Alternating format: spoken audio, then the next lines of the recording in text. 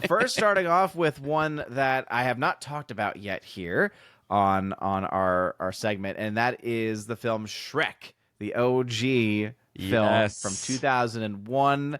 Is it a classic officially now? Or I have to call it a classic. I is call it it a modern classic. yeah, modern classic. I like It's that. kind of the way, yeah, it's kind of like what you have to use at times like this.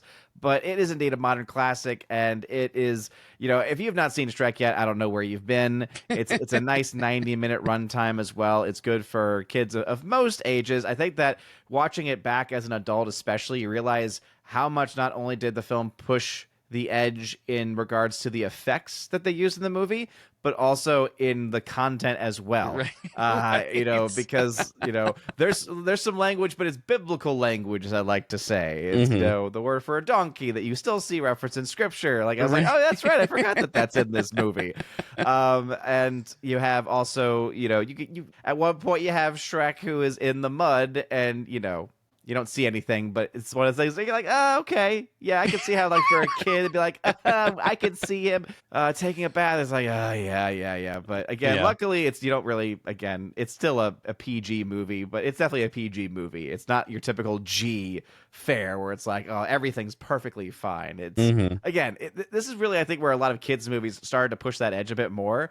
Whereas it used to be, oh, there's a lot of stuff that's just going to go over kids' heads in a much deeper way. This is the film that started saying, okay, now it's going to be things that are a little bit more kind of explicitly stated that may not go over the kid's head nearly as easily. But still a solid movie. 8 out of 10 for me. And I think it's a solid, most excellent film, in fact.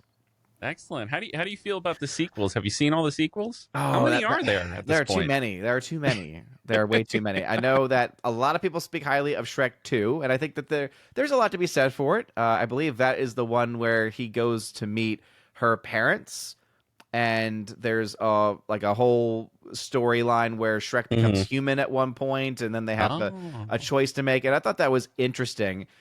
If I'm getting that mixed up with the others, that's also why the one big criticism I have of the film in any way is the fact that they've made way too many. Because they also did the whole Puss in Boots spin-off series of movies now, too.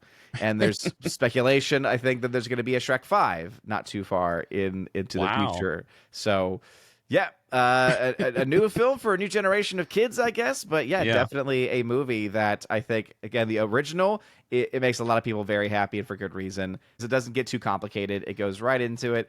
And I think the side stories with the other fairy tale creatures is also fun, too, where you have like Geppetto, who's turning in Pinocchio because Farquaad is charging too much in like taxes and things like that. And giving rewards. And so it's fun little things, in the background you'll see, oh, there's Peter Pan and he's got little Tinkerbell in like a tiny little cage and yet somehow they make it light and funny. So excellent. Good film. All right, cool. Yeah. And then it's really popular right now on the site that I like to use called Criticless. It's where I post all of my reviews. And so I've mentioned it before on the show, but I just wanted to give a quick shout out again to My Neighbor Totoro. Miyazaki movie animation from 1988. This is, I gave a 9.5 out of 10 on this movie.